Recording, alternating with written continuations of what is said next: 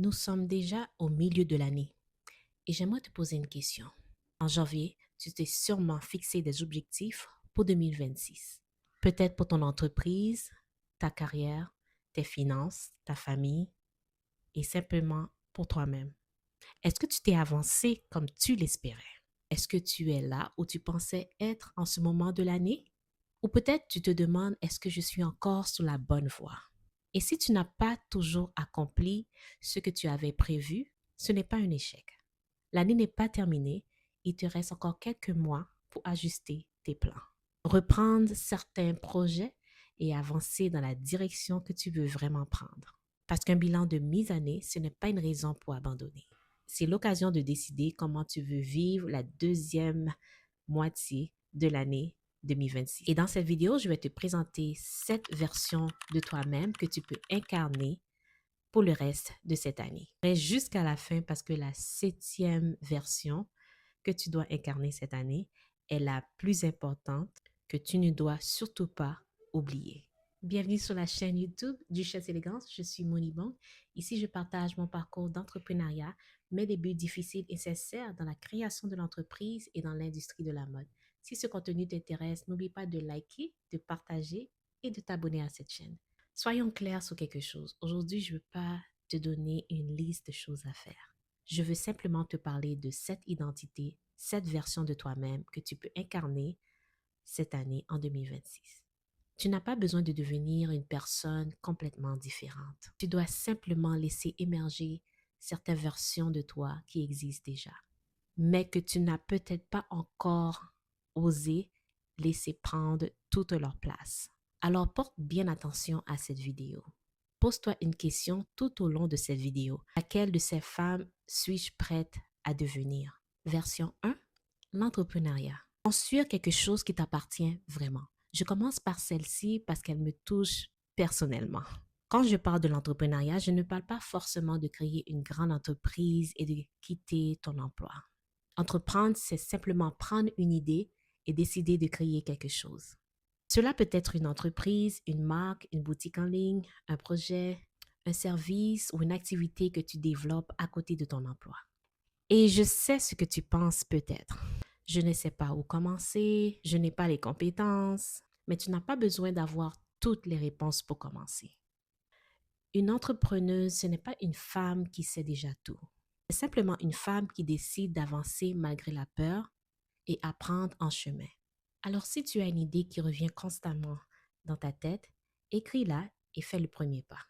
Parce qu'une idée que tu gardes simplement dans ta tête ne peut pas changer ta vie.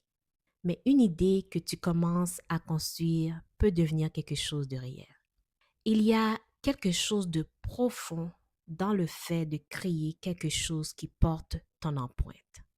Que ce soit un projet, une marque, un service, quelque chose qui n'était que dans le secret de ton esprit, avant que tu décides de lui donner vie. Je sais que peut-être en ce moment tu te dis, je n'ai pas les compétences, je ne sais pas où commencer, ce n'est peut-être pas fait pour moi. Mais laisse-moi te poser une question. Est-ce qu'il y a une idée qui revient constamment dans ta tête? Une boutique, un service, un projet, une chaîne YouTube? Est-ce que tu l'as mis de côté parce que le moment ne semblait jamais parfait? Le moment parfait n'existe pas. L'entrepreneuse ne naît pas toujours où tout est prêt. Elle naît le jour où tu décides de commencer. Même imparfaitement, même avec peur, même dans la peur. Regardons l'histoire d'une femme américaine qui s'appelle Madame C.J. Walker. Elle a connu la pauvreté et a elle-même souffert de perte de cheveux. En parlant de perte de cheveux, j'ai eu plusieurs grossesses et j'ai perdu des cheveux à chaque accouchement. Donc, parenthèse, si vous avez, vous savez, juste laissez-moi savoir si vous connaissez une marque qui aide à la repousse des cheveux, mettez-le en bas dans la description, j'aimerais l'essayer.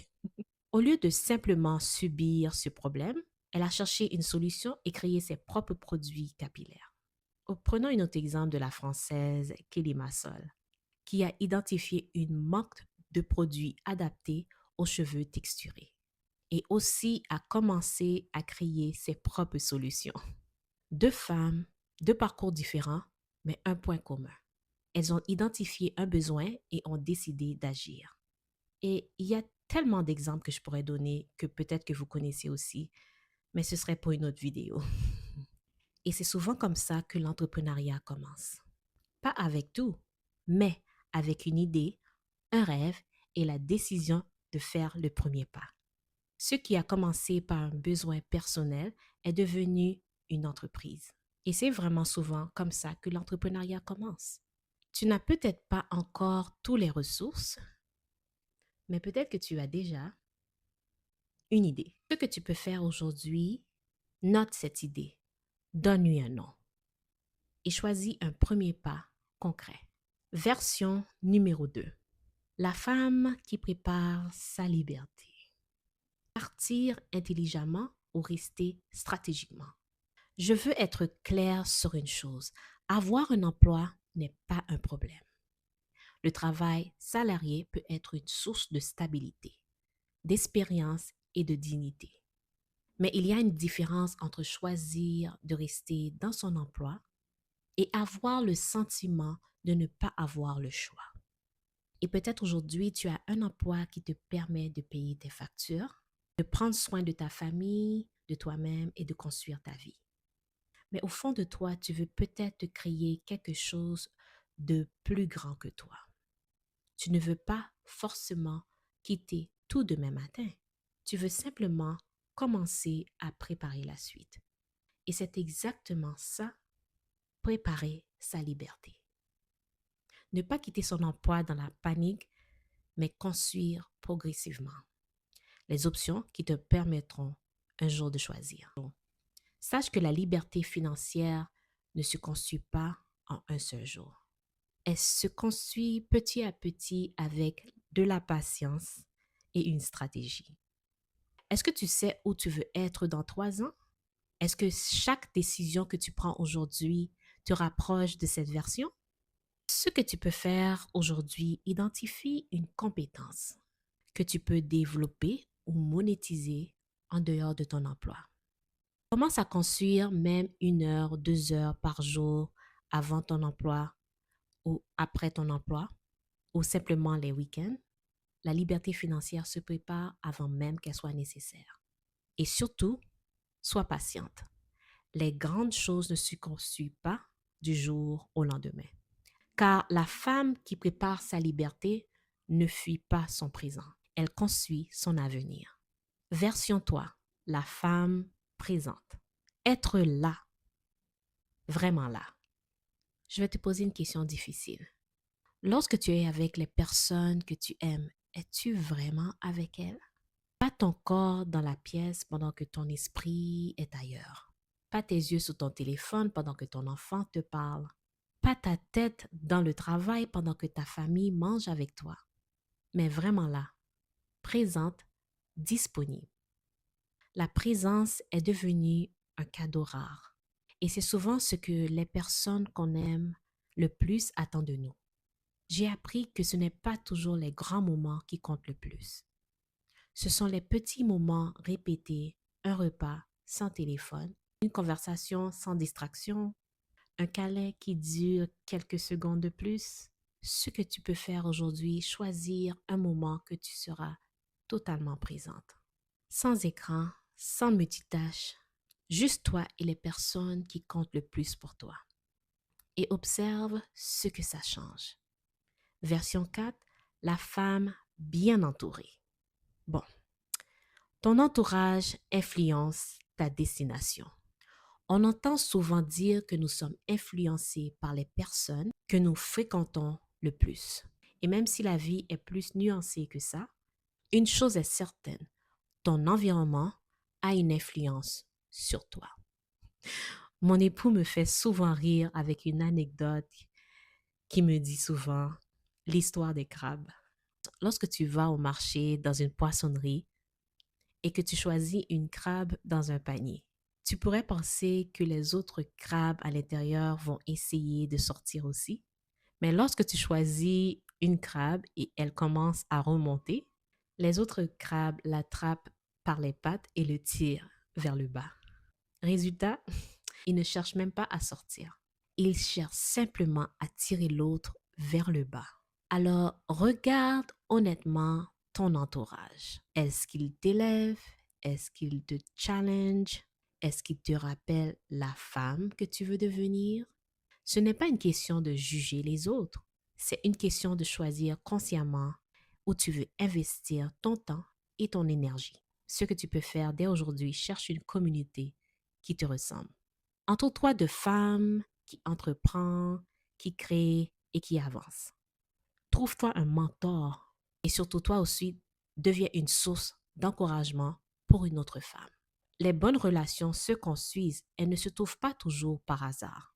Version 5, la femme qui donne. Ce que tu offres au monde a de la valeur. J'ai remarqué quelque chose sur les femmes les plus épanouies, elles donnent de leur temps. Elles donnent. Certaines créent des fondations, d'autres donnent de leur temps dans les centres communautaires. Elles partagent aussi leur expérience, leurs compétences et leur écoute. Et donner ne signifie pas de s'oublier. Tu n'as pas besoin de te sacrifier pour être généreuse. Mais ce que tu as à offrir, ton vécu, tes apprentissages et ta présence peut avoir un impact bien plus grand que tu l'imagines. Ce que tu peux faire aujourd'hui, identifie une cause qui te touche, une association, un projet, une personne dans ton entourage et demande-toi qu'est-ce que je peux offrir aujourd'hui. Une heure de mon temps, une compétence, un conseil, un encouragement. Parce que ce qui te semble petit peut-être être exactement ce que quelqu'un d'autre avait besoin. Version 6, la femme ancrée. Ce qui te tient debout quand tout vacille. La vie est imprévisible. Les défis arrivent, les déceptions aussi, et les moments de doute et ces moments où tu te demandes pourquoi tu fais tout ça arrivent également. Dans ces moments-là, tu as besoin de quelque chose qui te rappelle qui tu es. Pour certaines femmes, c'est la foi. Pour d'autres, c'est la méditation, le silence, la pleine conscience, la thérapie ou simplement un espace pour se recentrer. La femme qui reste debout n'est pas celle qui n'a jamais peur. C'est celle qui sait où puiser sa force quand tout vacille. Ce que tu peux faire dès aujourd'hui, créer un rituel qui t'appartient. Même 5 minutes le matin, un moment pour prier, pour écrire, pour réfléchir ou simplement faire le silence. Un moment pour te rappeler que même quand la vie devient difficile, tu peux continuer d'avancer. Et voici la 7e version, la femme qui s'aime. Je ne parle pas de vanité ou de penser qu'on est parfaite. S'aimer, c'est choisir de se traiter avec la même bienveillance qu'on offre aux autres. Combien de fois as-tu pris soin de tout le monde, au point de t'oublier complètement? L'amour de soi commence aussi de la façon dont tu te parles, dont tu te regardes et dont tu t'autorises à prendre soin de toi. Mon époux me le rappelle d'ailleurs très souvent. Maintenant, prends un temps pour toi, va marcher, prends l'air, tu en as fait assez. Je reste à la maison, je prends soin des enfants. Et parfois, prendre soin de soi, c'est aussi apprendre à dire non. Poser ses limites et se reposer sans se culpabiliser. Ce que tu peux faire dès aujourd'hui, observe la façon dont tu te parles et demande-toi, est-ce que je parlerai à une amie, à un membre de ma famille, à mon enfant, de la même façon dont je me parle? Si la réponse est non, il est peut-être temps de changer cette conversation intérieure. Une femme qui s'aime ne devient pas égoïste, elle devient plus consciente de sa valeur. Et lorsqu'elle connaît sa valeur, elle ne construit plus sa vie uniquement à partir de la peur ou du manque. Elle commence à construire à partir d'un endroit plus solide. En 2026, la femme la plus puissante n'est pas forcément celle qui a le plus d'argent, de ressources ou de succès. C'est tout simplement celle qui a décidé consciemment de choisir qui elle veut réellement devenir. Et parfois, c'est réellement aussi simple que ça. Et maintenant, voici les 7 versions de toi-même que tu peux choisir d'incarner en 2026. L'entrepreneuse qui ose construire. La femme qui prépare sa liberté. La femme qui apprend à être réellement présente. La femme qui choisit consciemment son entourage. La femme qui donne sans s'oublier. La femme qui reste debout quand la vie vacille. Et la femme qui apprend enfin à s'aimer. Tu n'as pas besoin de devenir toute cette femme parfaitement dès demain. Tu peux simplement commencer par choisir une seule femme à incarner à la fois. Parce que la transformation ne commence pas par une grande décision spectaculaire. Parfois, elle commence par une petite décision que tu répètes chaque jour. Et c'est justement là que je vais te parler de la prochaine vidéo que je mets juste ici. La discipline. Parce que choisir la femme que tu veux devenir, c'est une chose. Mais devenir cette femme jour après jour demande de la constance. Continue de rêver, de construire et surtout de croire en ce que tu bâtis. Et comme toujours, on se dit rêve, réalisation, succès et à la prochaine vidéo.